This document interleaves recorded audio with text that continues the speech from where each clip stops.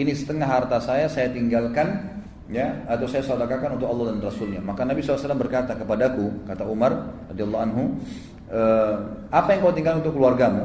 Saya berkata, setengah, ya, sama seperti ini ya Rasulullah. Lalu gak lama datang Abu Bakar. Abu Bakar membawa seluruh hartanya. Lalu Nabi SAW bertanya, apa yang kau tinggalkan untuk keluargamu? Abu Bakar mengatakan Allah dan Rasulnya.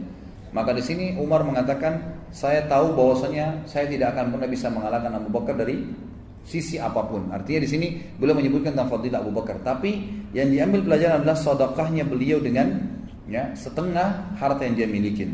Dalam kisah yang lain, Al-A'mash terkenal, ya, gurunya Imam Bukhari, ya, banyak ulama-ulama hadis ini. Rahimahullah, seorang ulama tabi'in pernah berkata, pada suatu hari Umar bin Khattab yang menyuruh seseorang Umar bin Khattab mendapatkan atau menyerahkan 22.000 dirham, ya. Seseorang memberikan kepada Umar bin Khattab 20.000 dirham, 22.000 dirham. Ini mungkin ukurannya sekarang sudah puluhan juta rupiah. Diberikan kepada Umar bin Khattab. Lalu Umar bin Khattab tidak berdiri dari tempat duduknya kecuali sudah membagikannya. Tidak ada satupun dibawa pulang ke rumahnya. Sedekah diserahkan kepada beliau untuk beliau pakai. Beliau serahkan sebelum berdiri dari tempatnya, beliau sudah bagi habis semua itu.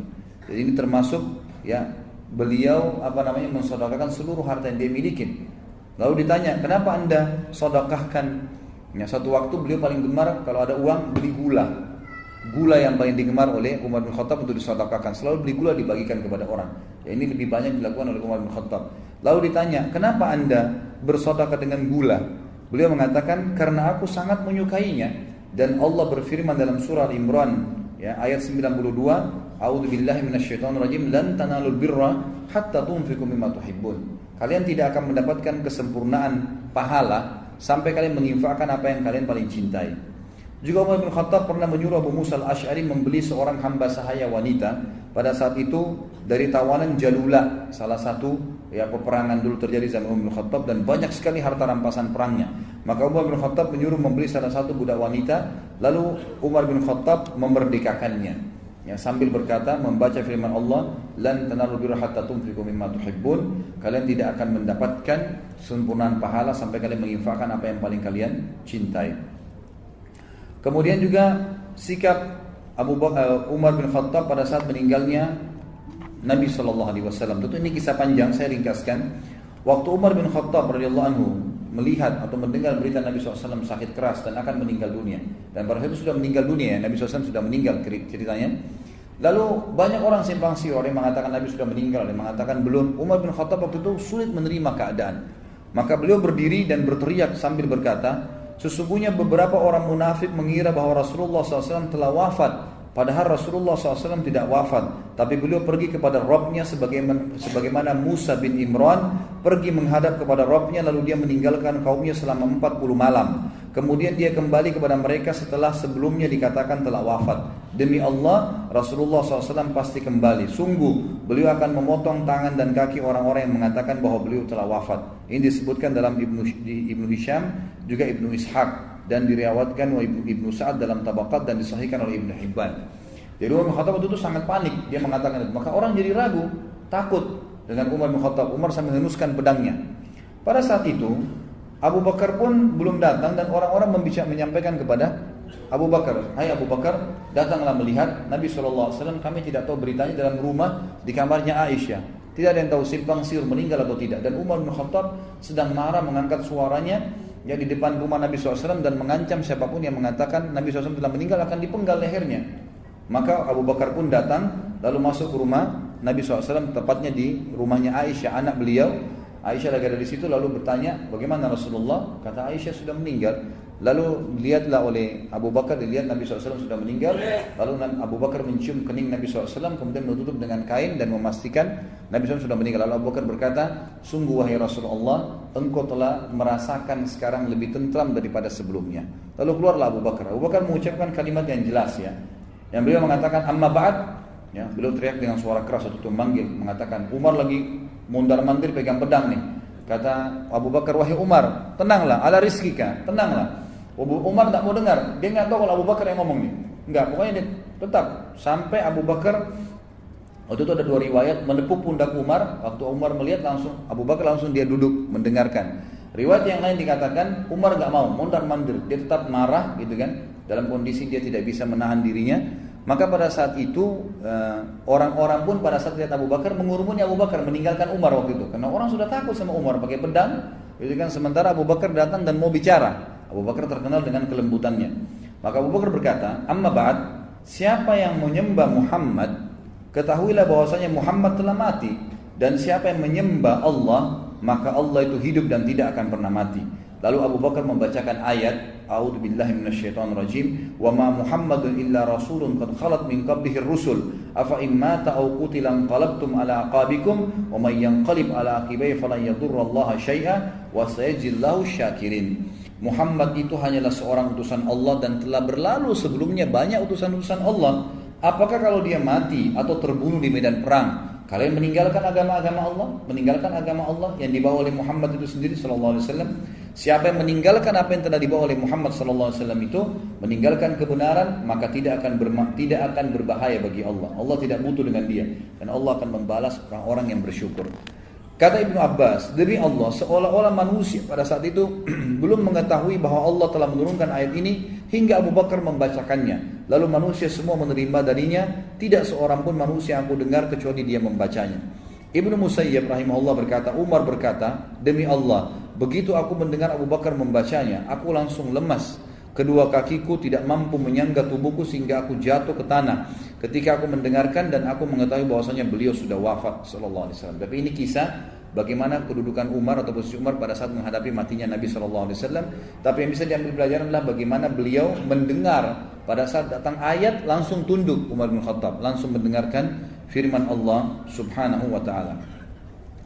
Ada juga kisah tentang bagaimana Umar membaiat Abu Bakar. Saya ringkaskan kisahnya adalah waktu Nabi SAW meninggal, orang-orang Ansar berkumpul di Bani Thaqifah. Bani Thaqifah ini sampai waktu saya masih mahasiswa kemarin, tahun 90 sampai 9, terakhir sampai tahun 98, 97 saya masih lihat masih ada sebenarnya. Ada sebuah kebun kurma gitu di dekat perpustakaan Raja Abdul Aziz. Dulu tuh tempat Bani Thaqifah, tempat orang-orang Ansar berkumpul, tapi sekarang sudah masuk perluasan masjid. Intinya adalah di situ dulu ada Bani Thaqifah, orang-orang Ansar berkumpul. Mereka saling bermusyawarah ingin memilih pimpinan mereka, ya. Sa'ad bin Mu'adz radhiyallahu anhu memilih sebagai khalifah mengganti Nabi SAW. Lalu waktu Abu Bakar dan Umar dengar, Abu Bakar langsung mengajak Umar, ayo kita ke sana. Ya, datanglah mereka berdua ke Bani Thaqifah. Lalu Abu Bakar bersuara mengatakan setelah berbicara, amma ba'd, seterusnya lalu mengatakan, wahai orang-orang Ansar, kami mendengar kalian sudah bersatu untuk mendirikan atau menjadi pengganti Nabi SAW. Ketahuilah, Allah telah menyebutkan dalam Al-Quran, ya, was-as-sabiqunal awwaluna minal muhajirin wal ansar. Allah telah menyebutkan orang-orang yang terdahulu dari muhajirin dan ansar. Allah mendahulukan kami muhajirin daripada kalian ansar. Berarti yang mestinya kita lakukan adalah pemimpin dari muhajirin dan wakil dari ansar. Wakilnya dari ansar. Saya memilih agar Umar ini yang kalian pilih, karena Umar ini orang yang paling patuh dengan Allah menurut saya. Maka melihat kejadian tersebut, Umar langsung berdiri memegang tangan Abu Bakar mengatakan, wahai orang-orang Ansar, siapa kira-kira yang mau, yang berani, gitu kan, yang berani mendahului Abu Bakar untuk jadi khalifah. Sementara waktu Nabi SAW mau meninggal, Nabi SAW menyuruh dia menjadi imam, dan dia adalah temannya Nabi di gua pada saat hijrah, ya, di Gar Thur, gitu kan. Waktu itu. Jadi siapa yang bisa mengganti? Siapa yang bisa kira-kira di antara kalian menganggap lebih afdal daripada Abu Bakar? Semua sahabat diam. Lalu Abu Umar mengatakan, saya membaiat Abu Bakar. Ulurkan tangan Abu Bakar, lalu diulurkan. Lalu kemudian orang-orang Ansar semua membaiat Abu Bakar. Dan pada saat itu ulama menanggapi mengatakan, selama Abu Bakar jadi khalifah, maka Umar bin Khattab menjadi atau panen pahalanya karena dia menjadi penyebabnya. Umar bin Khattab di zaman khilafahnya Abu Bakar diangkat menjadi hakim. Dan ulama sepakat mengatakan dialah hakim pertama dalam Islam. Jadi orang-orang seperti ini yang tegas perlu diangkat menjadi hakim, dan ini diriwayatkan oleh Imam Bukhari. Juga pada saat Abu Bakar meninggal, Abu Bakar menyerahkan khilafah kepada Umar sebagaimana kita ketahui. Dan Ibnu Jauzi juga mengatakan ketika Abu Bakar menginginkan hal tersebut yang menyerahkan khilafah, maka dia memanggil Abdurrahman bin Auf. Tanya, wahai Abdurrahman, kira-kira bagaimana pendapatmu tentang Umar? Dan ini sebuah pelajaran besar juga yang kita ambil di sini, ya. Seorang yang kenal baik pada orang lain pun tidak ada salahnya dia bermusyawarah dengan orang yang lain lagi yang mengenalnya. Di sini Abu Bakar sudah sangat kenal kepada Umar bin Khattab dan dia mau menunjuk sebagai khalifah. Tapi tetap dipanggil sahabat Nabi yang lain, Abdurrahman bin Auf yang juga dijamin masuk surga. Ditanya, bagaimana pendapat kau Abdurrahman tentang Umar? Berkatalah Abdurrahman, demi Allah, dia lebih baik dari apa yang engkau fikirkan tentang seorang laki-laki sekalipun dia sangat keras. Lalu Abu Bakar memanggil lagi Uthman, tanya Uthman, bagaimana pendapatmu tentang Abu Umar? Maka berkatalah Uthman, Anda lebih tahu. Lalu Abu Bakar bilang dipaksa, saya tanya kamu demi Allah, jawab, bagaimana pendapatmu tentang Umar? Lalu Uthman berkata, ya Allah, ilmuku tentangnya ialah bahwa apa yang dia sembunyikan lebih baik daripada apa yang nampak darinya. Bahwa di antara kita tidak ada orang yang semisal dengannya. Lalu Abu Bakar berkata, kalau begitu tulislah, semoga Allah merahmatimu. Ini yang ditulis oleh Abu Quhafa, Abu Bakar di akhir hidupnya kepada kaum muslimin agar mereka memilih orang yang terbaik di antara mereka adalah Umar bin Khattab. Itu ringkas ceritanya. Lalu akhirnya pada saat dia mau mengatakan saya menunjuk pingsanlah Abu Bakar. Lalu Uthman bin Affan menulis nama Umar bin Khattab, ditulis wasiat itu. Gak lama kemudian Abu Bakar sadar, lalu Abu Bakar mengatakan, bacakan hai Uthman. Kata Uthman, aku meninggalkan wasiat agar kalian memilih Umar bin Khattab. Kata Abu Bakar, aku sangat tahu bahwasanya engkau khawatir kalau aku dari pingsan sudah meninggal dan tidak sempat mewasiatkan, dan engkau mengetahui Umar orang terbaik. Kata Uthman, iya. Maka Abu Bakar pun mengatakan, semoga Allah merahmatimu, dan jadilah dia menjadi khalifah. Ali bin Abi Thalib berkata, ketika ajal datang kepada Abu Bakar, dia melihat bahwasanya Umar lah orang yang paling mampu atasnya atau khilafah. Seandainya Abu Bakar bersikap nepotisme, niscaya dia mendahulukan anaknya. Dalam hal ini dia meminta pendapat kaum muslimin, ada yang rela dan ada yang tidak rela. Mereka berkata, apakah engkau wahai Abu Bakar akan mengangkat seorang pemimpin atas kami, seseorang yang keras, sementara engkau masih hidup? Apa yang engkau katakan kepada Rabbmu pada saat nanti dia bertanya kepadamu hari kiamat kalau kau dibangkitkan? Abu Bakar menjawab, aku berkata kepada Rabbku ketika aku menghadap kepadanya hari kiamat, Ilahi, wahai Tuhanku, aku telah mengangkat sebaik-baik hambamu atas mereka. Maksudnya ini tanggung jawabnya besar di mata Allah SWT. Lalu Ali melanjutkan, Abu Bakar menunjuk Umar sebagai penggantinya, maka Umar memimpin kami seperti dua sahabatnya, Rasulullah SAW dan Abu Bakar. Kami tidak mengingkari apapun atasnya. Setiap hari kami mendapatkan tambahan dalam agama dan dunia. Allah membuka belahan bumi dengannya dan melebarkan kota-kota. Dia adalah orang yang tidak takut karena Allah terhadap celaan orang-orang yang mencelahnya.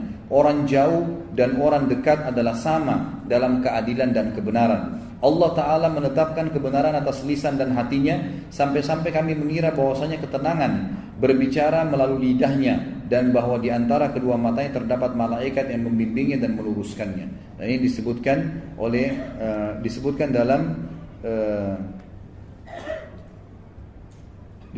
Asy-Sya'bi dari Ali radhiyallahu dalam riwayat, dan rawi-rawinya thiqat. Semuanya rawi-rawinya thiqat. Kemudian dikatakan juga ada beberapa kisah berhubungan dengan masalah Umar bin Khattab ini. Di antaranya adalah di sini ditulis oleh beliau, judulnya sebenarnya hadiah untuk pemimpin kaum muslimin. Kelembutan Abu Bakar sampai pada tingkat jika anak-anak melihatnya, mereka akan berlari kepadanya dan menyambutnya sambil berteriak, wahai ayahku. Jadi kalau Abu Bakar itu saking lembut sekali, sampai-sampai anak-anak Madinah kalau melihatnya berteriak sambil mengatakan, wahai ayahku, sambil lari. Dan akhirnya Abu Bakar pun memeluk mereka dan mengusap kepala mereka. Sedangkan waktu Umar menjadi khalifah, kewibawaannya mengalahkan kelembutannya, hingga pada tingkat sekiranya orang-orang duduk di pelataran rumahnya, mereka akan bubar dan meninggalkan tempat mereka karena segan, sehingga mereka melihat apa yang dilakukan oleh Umar bin Khattab. Jadi Umar bin Khattab ini bubar. Dinukil dalam sebuah kisah bahwasanya Umar bin Khattab setiap malam kalau keluar selalu membawa tongkat kayu dan keliling di kota Madinah untuk mencari tahu siapapun yang begadang, yang tidak tidur, habis isya nih, dia putar di Madinah bawa tongkat. Kalau orang-orang tersebut tidak bisa memberikan alasan yang tepat kenapa mereka begadang, maka dipukulin oleh Umar. Sambil Umar mengatakan, apakah kalian begadang di sini, membuang-buang waktu kalian di awal malam sehingga kalian kehilangan kesempatan beribadah dengan Allah di akhir malam? Demi Allah bubarlah, dibubarin sambil dipukulin sama Umar. Kalau mereka punya alasan mungkin masalah takziah, ada orang sakit lagi dijenguk, maka Umar bin Khattab membiarkannya. Jadi Umar bin Khattab radhiyallahu anhu sangat tegas dalam masalah-masalah seperti ini. Kita bisa lihat sekarang ada beberapa yang berhubungan dengan rasa takutnya Umar bin Khattab kepada Allah Subhanahu wa taala. Utsman bin Affan berkata, dalam riwayat yang disebutkan atau disebutkan dalam Usudul Ghabah kitab Ibnu Athir dengan sanad yang sahih, juga disebutkan oleh Ibnu Athir dalam Al-Kamil. Dikatakan ini teman-teman yang pegang buku di halaman 244 ya sampai 255 riwayatnya di akhir paragraf. Di sini saya titik beratkan saksi bahasannya. Utsman bin Affan berkata, suatu waktu saya sedang berada di Madinah dan sangat panas cuacanya waktu itu. Kemudian saking panasnya, saya pun akhirnya melihat ke arah luar dari rumah, jendela rumah itu saking panasnya sampai saya memasukkan lagi wajah saya ke dalam, kena panasnya gitu. Lalu saya melihat dari kejauhan ada seseorang yang sedang menutup wajahnya dengan imamahnya dan sedang menggiring unta-unta yang sedang ada di kejauhan, panas sekali. Ya. Lalu saya pun berkata kepada para pengawal saya, siapa orang ini? Lalu pada saat kami mendekat atau orang itu mendekat, maka pengawal saya mengatakan atau orang-orangnya Utsman mengatakan, ya pegawainya dia Umar bin Khattab, Amir Mukminin. Lalu aku pun berkata, wahai Amir Mukminin, kata Utsman, kenapa Anda lakukan ini? Ada apa? Kata Umar, saya sedang mengambil atau menangkap 2 ekor unta zakat, ya. Yang unta zakat ini aku khawatirkan hilang. Maka aku ingin membawanya ke Bima. Bima ini bukan nama kota kita ya. Jadi Bima itu istilah bagi tempat penggemukan atau pengumpulan unta-unta zakat. Maka aku takut jangan sampai hilang dan Allah meminta pertanggungjawaban dariku hari kiamat. Maka Utsman pun berkata, wahai Amir Mukminin, singgahlah minum dulu kalau begitu dan berteduh, biar kami yang mengurus kedua unta itu. Kata Umar, kembalilah ke tempat teduhanmu, wahai Utsman. Utsman berkata waktu itu kembali ke dalam rumahnya kepada orang-orang di sekitarnya, barang siapa yang ingin melihat kepada seorang laki-laki yang kuat lagi amanah, hendaklah dia melihat kedua orang ini. Lalu dia kembali kepada kami dan merubahkan tubuhnya. Tapi kita bisa ambil pelajaran, Umar bin Khattab jadi khalifah, siang hari bolong lagi mengurus 2 ekor ya unta zakat yang harus dibawa ke tempat penggemukan. Padahal bisa ditugaskan pegawainya, bisa nanti sore hari pada saat dingin, tapi ini enggak. Beliau kerjakan pada waktu itu juga. Pernah dikatakan juga dalam satu waktu, ini karena takutnya dengan Allah Subhanahu wa taala, Abdullah bin Umar anaknya berkata dalam ini, dan ini riwayat disebutkan dalam Akhbar al-Ummah ya. Dikatakan Akhbar al-Umar, maaf, ada buku namanya Akhbar Umar dan dinukil dalam kisah bahwasanya Abdullah bin Umar radhiyallahu anhu pernah berkata, aku membeli seekor unta. Abdullah bin Umar ini sahabat Nabi yang mulia dan anaknya memang Umar bin Khattab, terkenal kesolehannya. Dia bilang, saya pernah beli seekor unta itu kurus. Lalu saya titipkan unta itu ke Bima tadi, ya, tempat penggemukan dan penyimpanan unta-unta zakat. Saya letakkan di sana. Kemudian digemukanlah oleh orang-orang pada saat itu, dititipin aja. Abdullah bin Umar tidak bayar tuh, nggak bayar unta itu atau penggemukannya. Maka setelah gemuk, Abdullah bin Umar membawa unta tersebut ke pasar, gitu kan. Dijual lah, orang-orang teriak, unta gemuk punyanya Abdullah, anaknya Amir Mukminin, gitu kan.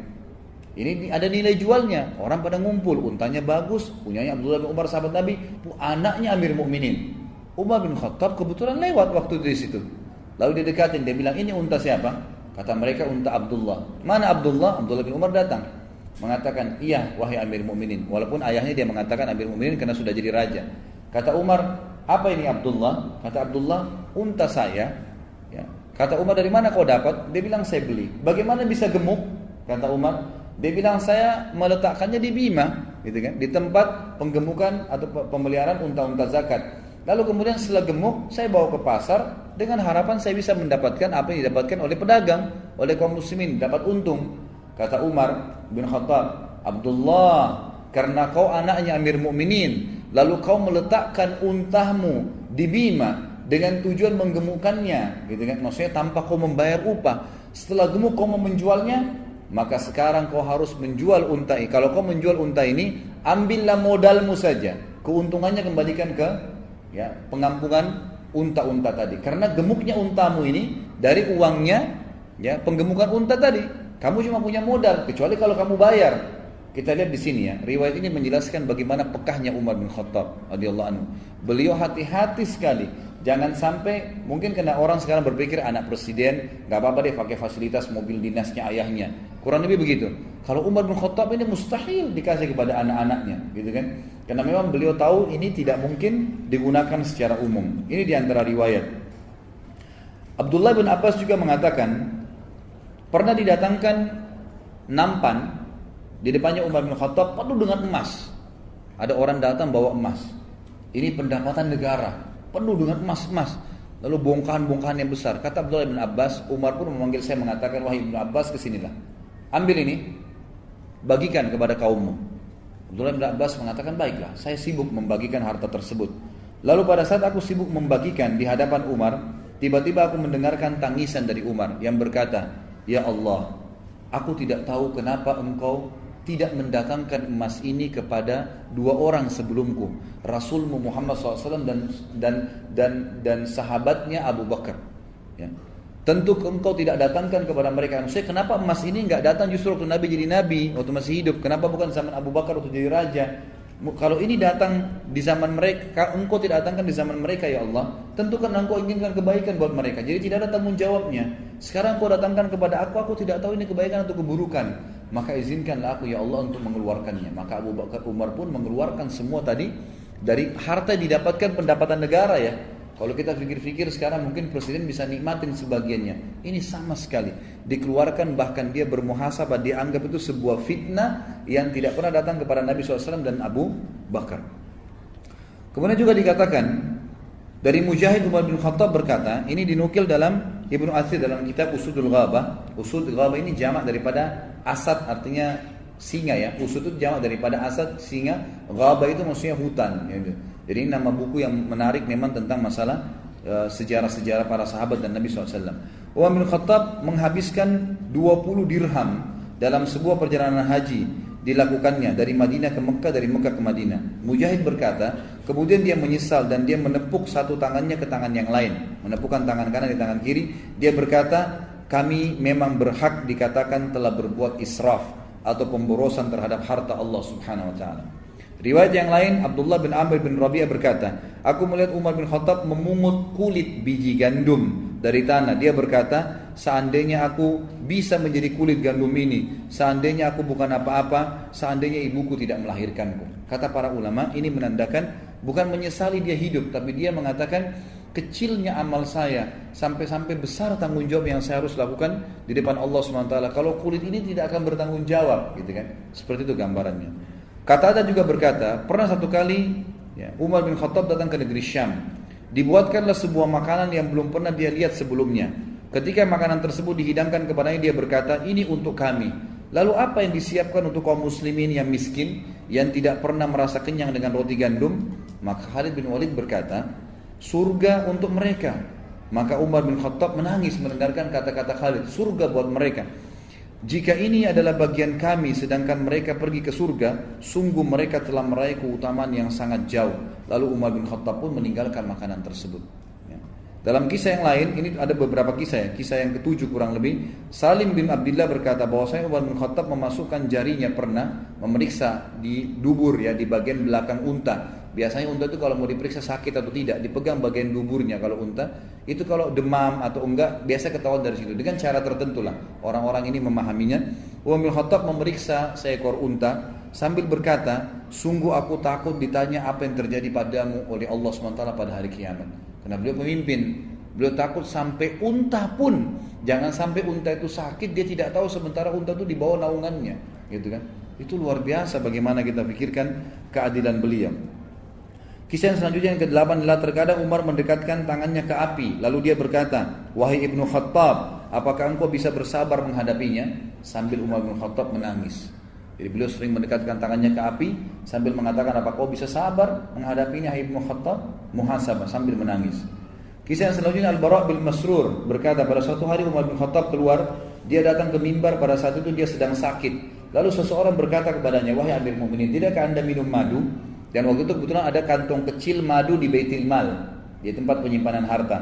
Lalu dibawalah kepada Umar. Umar berkata, kalau kalian izinkan wahai muslimin, ini kan harta muslimin, kalian izinkan saya untuk meminumnya, saya akan meminumnya, tapi kalau tidak maka dia akan haram atasku. Jadi Umar bin Khattab hati-hati sampai mal dari Baitul Mal dalam kondisi sakit dia tidak berani meminumnya, gitu kan? Ini luar biasa. Bagaimana dengan pemimpin kita sekarang yang bukan haknya, menandatanganin saja mengiyakan, akhirnya orang lain pada ngambil haknya orang lain. Berapa besar tanggung jawab hari kiamat? Ini untuk diri dia sendiri, minum madu aja dari Baitul Mal, dia takut. Dia mengatakan kalau kalian izinkan baru saya minum, kalau enggak maka dia akan haram bagi saya. Ibnu Jauzi meriwayatkan dalam Manaqib Umar, ya, dikatakan bahwasanya Ali bin Abi Thalib pernah berkata, aku melihat Umar bin Khattab di atas kudanya, lalu dengan cepat dia lari memicu kudanya itu. Lalu aku berkata, wahai Amirul Mukminin, mau kemana? Ya, mau kemana anda ini? Maka kata Umar, seekor unta zakat lepas, aku ingin menangkapnya. Umar bin Khattab lihat lepas, dikejar sama dia sendiri, gak disuruh pegawainya, dia lari sendiri mengejar, gitu kan? Lalu Ali bin Abi Thalib mengatakan, sungguh engkau akan membuat lelah para khalifah setelahmu. Kalau semua orang harus buat begitu, kerepotan nanti hai Amir Mu'minin. Apa kata Umar?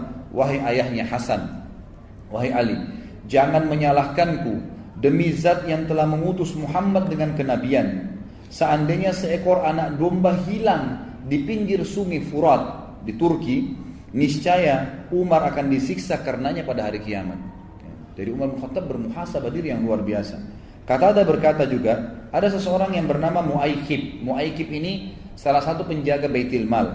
Dia pernah membersihkan Baitul Mal, ditemukanlah ada koin dirham, 1 dirham jatuh. Abdullah bin Umar kebetulan lewat, ya. Lalu Mu'aykib ini dia tidak masukkan ke Baitul Mal, dikasih Abdullah bin Umar, nih ambil aja deh, yang gitu, disuruh bawa. Ya mungkin karena dianggap anak khalifah gitu kan. Kata Mu'aykib, belum selesai saya bersihkan Baitul Mal, tiba-tiba suaranya Umar datang dan membawa di tangannya koin dirham itu. Ternyata dia tanya anaknya, kamu dapat dari mana dan seterusnya gitu kan. Lalu dia bilang, wahai Mu'aykib, apa ini? Kata Mu'aykib, ini tadi ya saya lagi sapu bersih, ada di sini anak anda lewat saya kasih. Kata Umar bin Khattab, apakah engkau ingin umat Muhammad semuanya memperkarakanku terkait dengan dirham ini hari kiamat? Ini bukan punyaku, kau kasih anakku untuk apa? Nanti akan jadi masalah, karena ini punya umat, berarti berhadapan dengan umat semuanya. Ini kadang-kadang orang tidak fikir ya. Kadang-kadang subhanallah dia ambil misalnya zakat mal, misalnya apalah, punyanya umat ini, bukan punya individu. Berarti dia bertanggung jawab dengan umat itu. Ada orang kadang-kadang nyalain satu kota. Tuh, orang Jakarta tuh begini. Satu kota dia berhadapan hari kiamat tuh. Berani benar, gitu kan? Nggak boleh sembarangan, jaga lisan, gitu kan? Tanggung jawabnya berat hari kiamat. Lalu Umar juga pernah membaca ayat dalam satu malam, biasanya dilakukan ya, yang biasa dilakukan, kemudian dia sakit dan sampai dijenguk oleh sahabat selama 1 bulan. Ini riwayat tadi sudah saya sebutkan, lalu diulangi oleh beliau di sini. Umar bin Khattab juga pernah masuk dalam sebuah kebun. Kebun itu memang kebun yang disiapkan, kebunnya sebut seseorang, dia masuk ke dalamnya karena dianggap di Amir Mu'minin, diberikan kesempatan Umar bin Khattab untuk masuk. Begitu Umar bin Khattab masuk ke dalam, ya, kata Anas bin Malik yang lagi jalan, saya terpisah dengan Amir Mu'minin dengan sebuah pohon.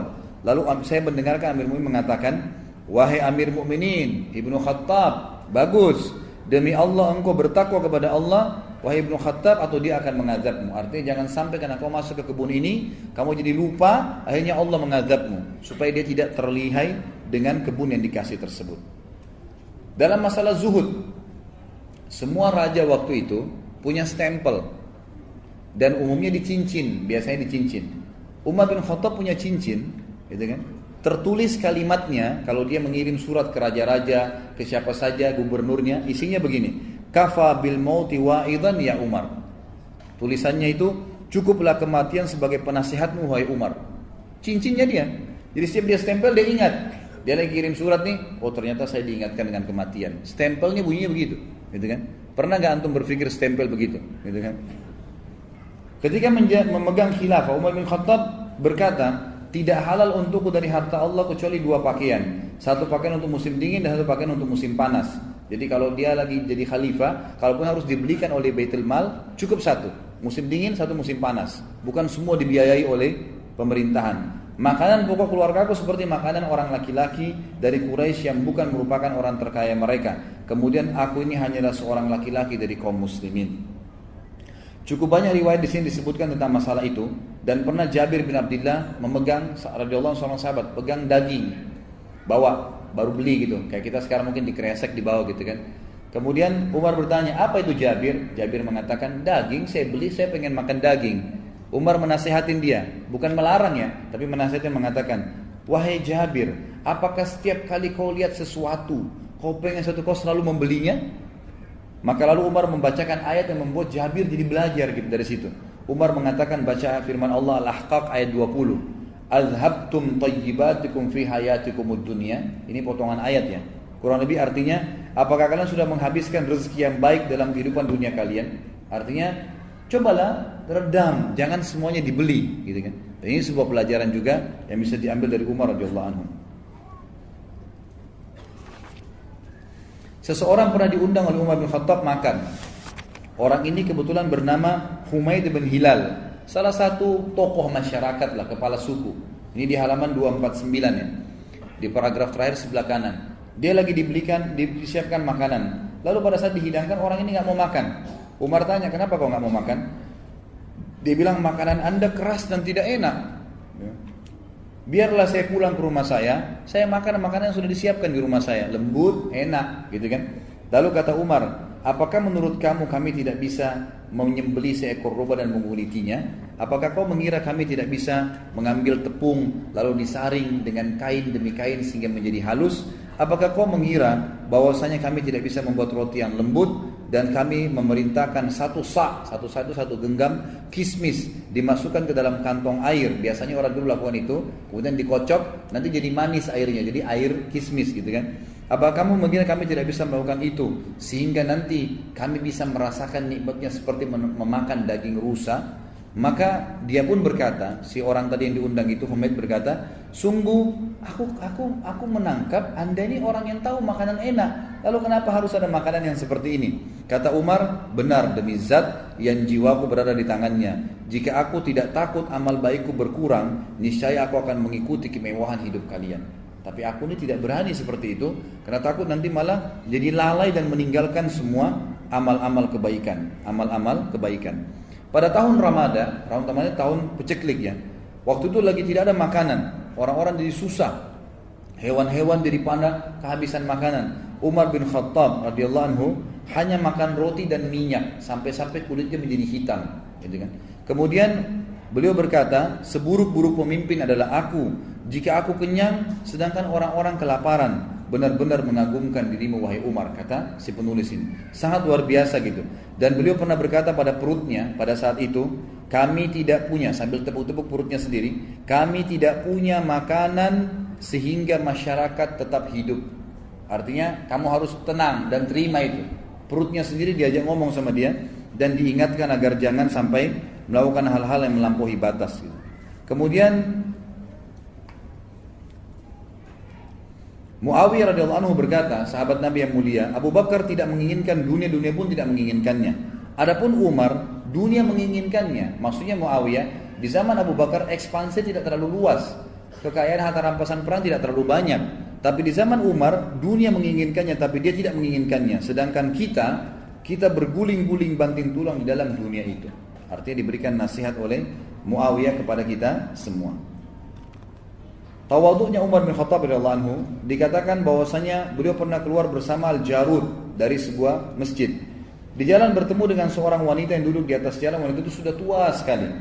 Lalu Umar mengucapkan salam kepadanya dan dia pun menjawab salam. Dalam riwayat dikatakan wanita itu memberikan salam, Umar menjawabnya. Wanita itu berkata, wahai Umar, dulu aku melihatmu saat engkau masih bernama Umair.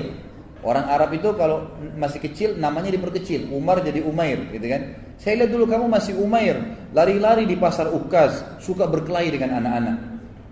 Dan sekarang baru saja berlalu waktu, engkau tiba-tiba menjadi Umar, menjadi orang yang sudah dewasa dan besar. Kemudian baru berlalu saja waktu, kamu tiba-tiba menjadi Amir Mukminin, menjadi raja. Bertakwalah kepada Allah wahai Umar terhadap rakyatmu. Ketahuilah bahwasanya siapa yang takut mati, dia akan takut kehilangan. Ya.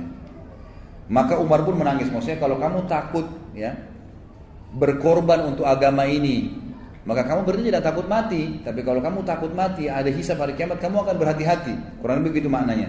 Al-Jarud berkata, ibu itu, Al-Jarud ini pendampingnya Umar berkata, ibu, engkau telah menyakiti dan lancang terhadap Amir Mukminin.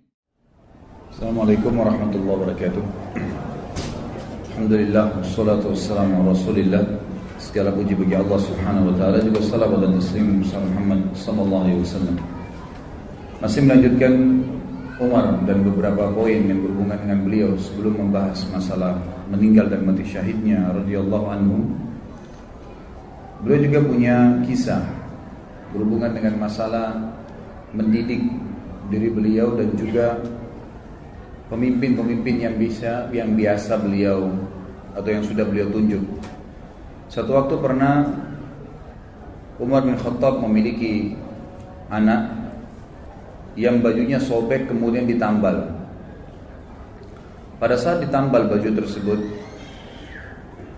keesokan harinya robek lagi, ditambal lagi yang kedua kalinya, sampai terdiri baju tersebut dari beberapa kali tambalan. Teman-teman anak Umar ini mengolok-olok anak Umar. Anak Amir Mukminin bajunya sobek, anak Amir Mukminin bajunya ditambal. Sampai anak Umar bin Khattab ini menangis pulang dan berkata kepada ayahnya, wahai ayahku, masih anak-anak, masih kecil. Teman-temanku mengolok-olok aku karena bajuku ditambal. Bisa gak ayah belikan aku baju?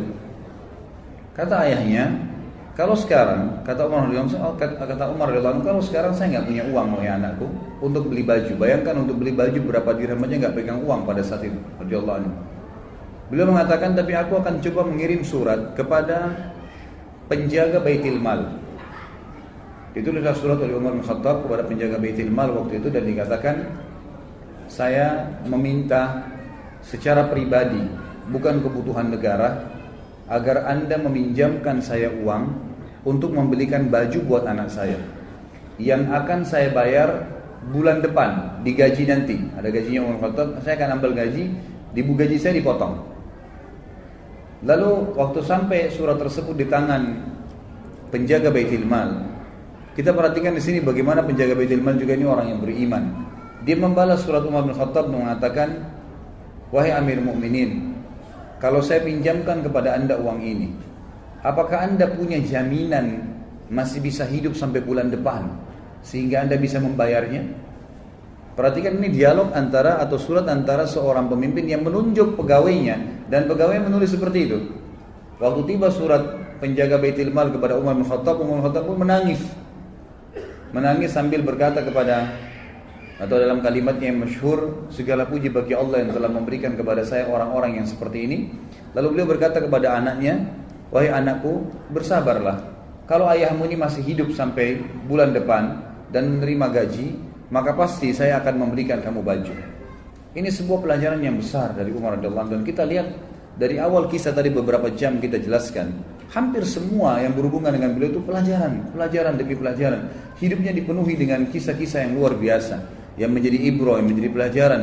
Dan beliau sudah mendahului kita semua dengan kemuliaannya. 1400 tahun lebih sekarang Umar bin Khattab sudah meninggal, kita masih bisa terkesan, kita masih bisa terkesimak, kita bisa mengambil pelajaran dari kejadian-kejadian di zaman beliau.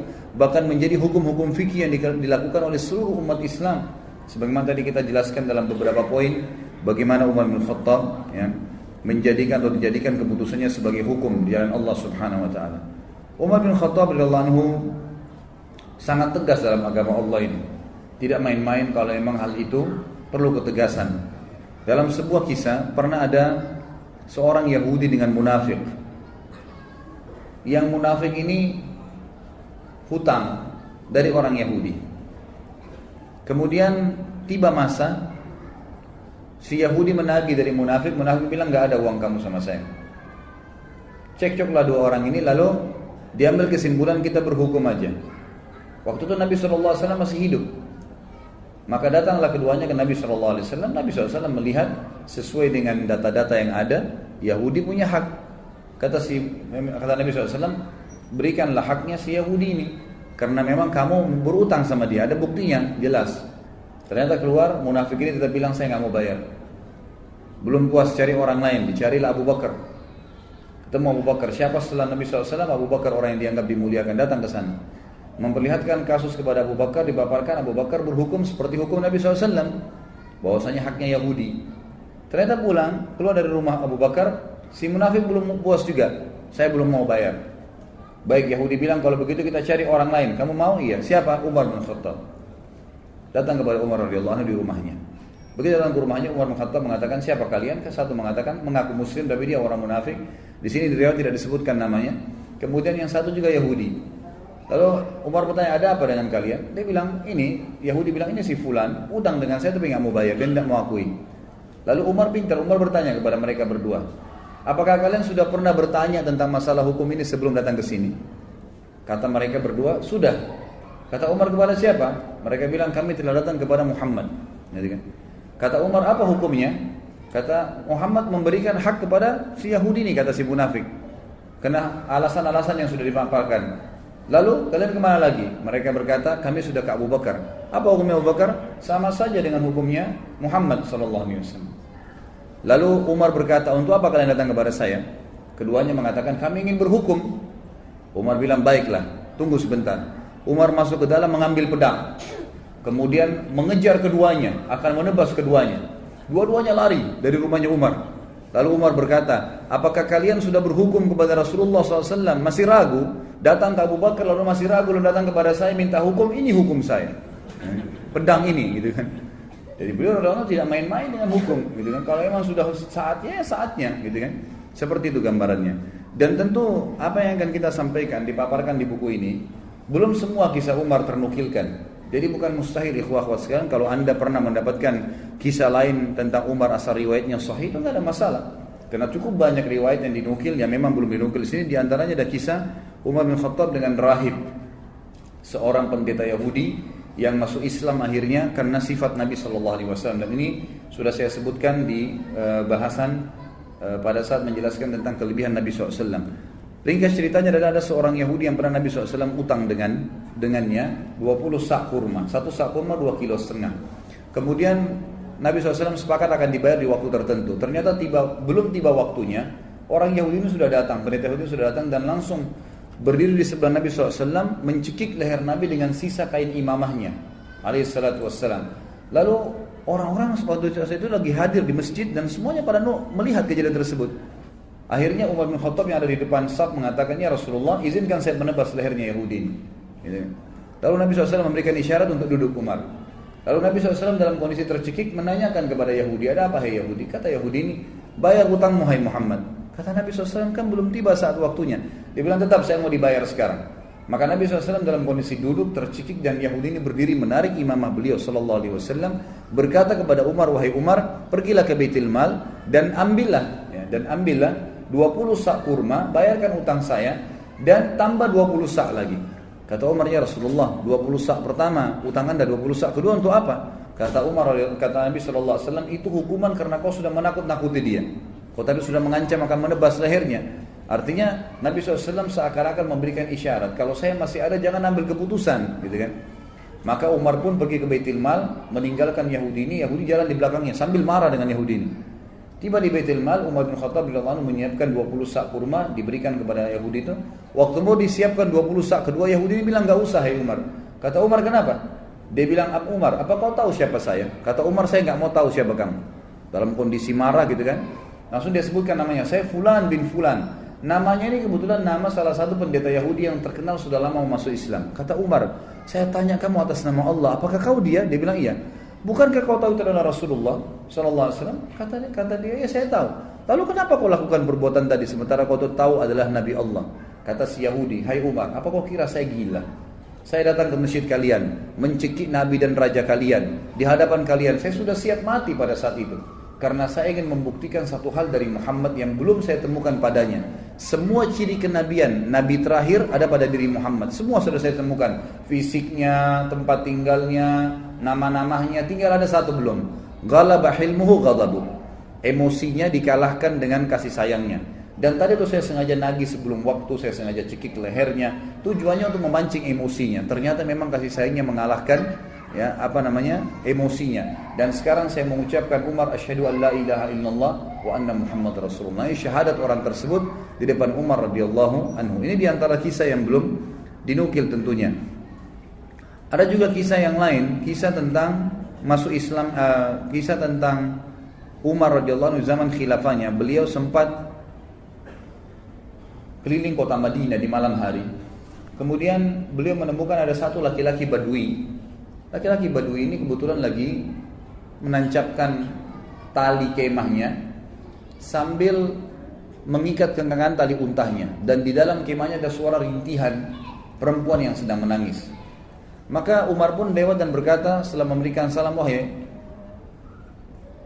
laki-laki, hai rajul, bahasa Arabnya, wahai rajul, siapa kamu ini? Dia mengatakan, saya orang musafir dari Badui padang pasir, lagi lewat malam, kemalaman saya lihat ada tanah kosong, saya tebar kemah saya mau nginap di sini. Kata Umar, suara siapa tuh rintihan dalam kemahmu? Dia bilang, sudahlah saudaraku, pergilah, tidak usah campurin itu. Kata Umar, mungkin saya bisa bantu. Kata orang itu suara istri saya yang mau melahirkan, ya, tapi tidak ada yang bantu. Saya nggak tahu bagaimana melahirkan perempuan, dan juga tidak ada wanita yang saya kenal di Madinah bisa minta bantuan, apalagi itu tengah malam. Dan sebagian ulama menukil kisah ini di tahun 23 Hijriah, tahun terakhir Umar radhiyallahu anhu hidup. Dan juga ya, pada saat itu tengah malam, di awal malam, dia itu sekitar jam 12 malam gitu kan, jam 11, jam 12 malam, yang orang waktu itu sudah tidur semua. Jadi ini Umar bin Khattab sedang mengontrol, mengawasi sendiri. Ringkas cerita adalah Umar bin Khattab lalu berkata kepadanya, maukah kau saya datangkan seorang wanita dari Madinah yang bisa membantu istrimu melahirkan? Dia bilang mau.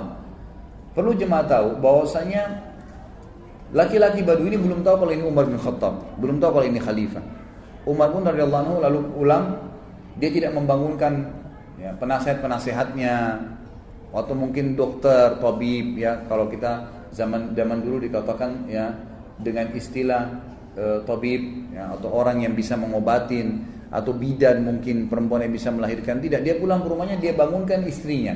Yang waktu itu istrinya adalah Ummu Kalthum, anaknya Ali radhiyallahu anhu. Lalu berkata Umar bin Khattab, wahai cucunya Rasulullah, apakah kau mau mendapatkan pahala seorang wanita muslimah yang mau melahirkan malam hari nggak ada yang tolong? Ummu Kalthum radhiyallahu anha juga punya iman yang kuat, anaknya Ali radhiyallahu anhu, cucu Nabi SAW. Dia tidak mengatakan, wahai Amir Mu'minin, carilah wanita Ansar yang bisa melahirkan. Tidak, dia mengatakan dengan jelas dan tegas, tentu saja saya ingin dapat pahalanya.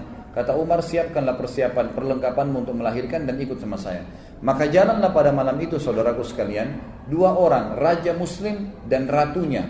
Tidak ada pengawal, tidak ada yang dampingin, dan tidak ada media yang akan mengekspos itu. Karena yang sedang dibantu seorang Badui yang cuma lewat, besok pagi mau pergi lagi. Gak ada yang tahu, tengah malam nih. Ya, kita tahu sekarang banyak orang mau melakukan satu perbuatan, kegiatan, kena ada eksposnya, kemudian bisa mengangkat namanya. Sama sekali enggak. Jalanlah keduanya, tiba di kemah orang Badui tersebut. Ringkas ceritanya, kata Umar bin Khattab kepada istrinya, masuklah ke kemah dan selesaikan tugasmu.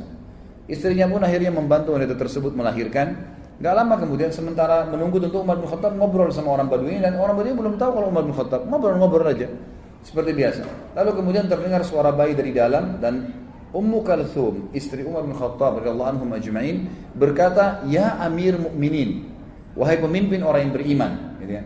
Jadi ini, hai raja, beritahukan kepada laki-laki di sebelahmu kalau istrinya sudah melahirkan normal. Begitu mendengarkan kalimat Amir Mukminin, si Badui tadi dari tempat duduknya turun ke tanah, ketakutan, lalu berkata, apakah anda Amir Mukminin Umar bin Khattab? Umar bin Khattab mengatakan kepada dia, ala rizkika, tenang aja. Dia bilang, diulangi, apakah anda Amir Mukminin Umar bin Khattab? Kata Umar, iya, saya Amir Mukminin Umar bin Khattab, dan yang membantu tadi melahirkan istrimu itu adalah Ummu Kalthum, anaknya Ali bin Abi Thalib, cucunya Rasulullah SAW.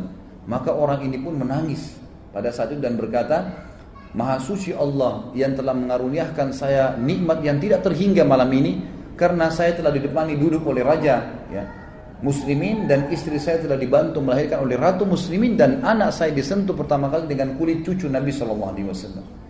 Kita lihat bagaimana perilaku Umar bin Khattab yang luar biasa, gitu kan? Setiap perilakunya menjadi sebuah pelajaran. Kisah yang lain juga, Umar bin Khattab radhiyallahu anhu pernah satu malam jalan, kemudian menemukan, ya, di luar kota Madinah tentunya ini. Ini kisah yang sahih adalah di luar kota Madinah. Kemudian dia lagi jalan dan dia temukan ternyata ada seorang wanita yang sedang duduk. Kemudian di sebelahnya ada 3 orang anak yang sedang menangis. Kemudian Umar bin Khattab pun datang sambil mengatakan, ya, Assalamualaikum wahai pemilik cahaya api itu. Lalu wanita itu menjawab, setelah itu Umar mengatakan, apakah engkau mengizinkan aku mendekat? Kata wanita itu, mendekatlah tapi dengan sopan, kalau enggak pergilah. Kata Umar bin Khattab pada saat mendekat, ada apa? Wahai hamba Allah, dia bilang, dan kenapa anak-anakmu menangis? Dia bilang, saya sudah berapa hari enggak makan, anak saya kelaparan, butuh makanan. Terus apa yang kamu masak di panci? Yang saya masak di panci sebuah batu yang saya masukkan supaya anak-anak saya kira saya masak, dan ini sudah 3 hari berjalan. Sementara Amir Mukminin tidak perhatian kepada kami. Dia tidak tahu kalau ini Umar bin Khattab. Lalu Umar pun berkata kepada temannya, kalau tidak salah itu bersama dengan Ubay bin Ka'ab. Mereka berdua lalu menuju ke Baitul Mal, mengambil kebutuhan muslimin, dipikul. Kemudian Umar berkata, angkatlah ke pundakku. Kata Ubay, biar saya yang angkat Amir Mukminin. Kata Umar, angkat ke pundakku sampai 3 kali. Ubay terus mengatakan, biar saya Amir Mukminin. Kata Umar, apa kau ingin memikul dosaku pada hari kiamat? Maka Ubay pun diam. Lalu pergilah mereka berdua ke sana. Lalu Umar bin Khattab, Allah dalam riwayat ini dikatakan meniup panci yang tadinya apinya sudah mulai redam, ya, sampai terlihat asap dan percikan-percikan api berada di antara jenggot beliau. Dan waktu itu Umar bin Khattab memiliki jenggot yang sama Nabi SAW sampai ke dadahnya radhiyallahu anhu. Kemudian beliau meniup di tengah malam, seorang raja meniup api panci untuk memasakkan masyarakatnya. Setelah terbakar api tersebut, lalu Umar bin Khattab mengatakan kepada ibu tersebut, taburilah gandum di atas air. Lalu Umar yang mengaduknya. Terus diaduk sampai menjadi kental, menjadi makanan. Ditaruhlah garam, ditaruhlah segala kebutuhannya. Kemudian setelah itu diberikanlah makan oleh Umar bin Khattab. Dikatakan, berikan saya nampan, dikasih nampan, ditumpah. Kemudian diberikan makan anak-anak tersebut sampai semua kenyang. Setelah kenyang, kata Umar, ambillah ini semua. Lalu ibu tersebut berkata, sungguh demi Allah kau lebih baik daripada Amir Mukminin. Dia tidak tahu kalau ini Umar bin Khattab. Kata Umar, janganlah berkata begitu wahai ibu. Kalau kau satu waktu bertemu dengan Amir Mukminin, kau pasti akan menemukan saya ada di sana, gitu kan? Hanya begitu saja. Lalu Umar bin Khattab memegang tangan Ubay, sama-sama keluar. Kata Ubay, waktu Umar bin Khattab, Amir Mukminin meninggalkan tempat tersebut, lalu dia menyelip di antara semak belukar seperti binatang buas yang sedang mengintai mangsanya. Dilihat dengan teliti ke arah ibu tadi sama anak-anak itu.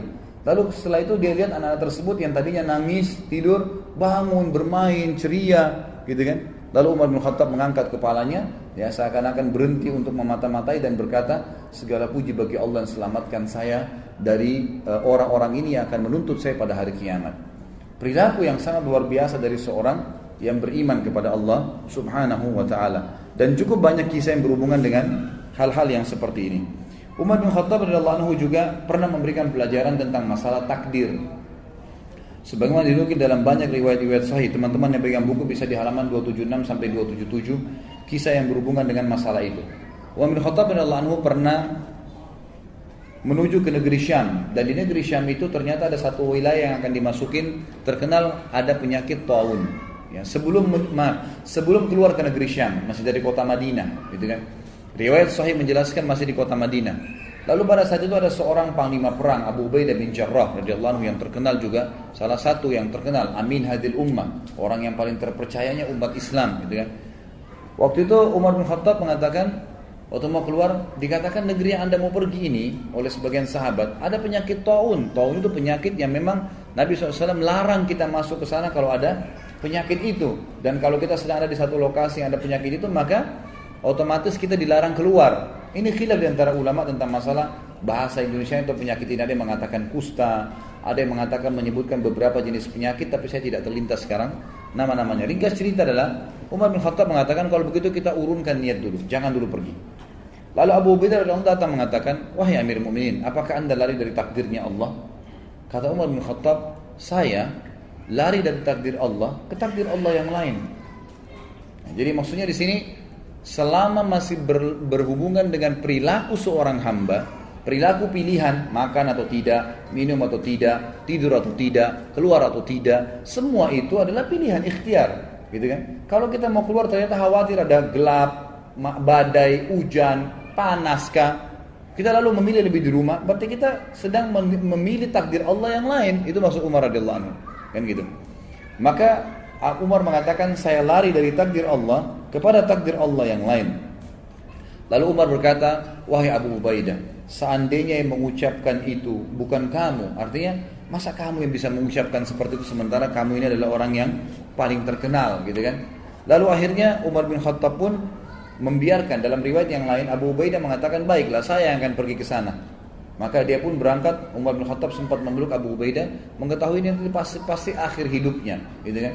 Pergilah mereka pada saat itu. Ya, dalam riwayat ini, tapi riwayat ini mengatakan Abu Ubaidah nggak jadi keluar, tetap aja di Madinah, dan akhirnya ditunggulah berita. Umar terus menyebarkan berita, siapa yang punya berita tentang taun, penyakit taun dari Nabi SAW.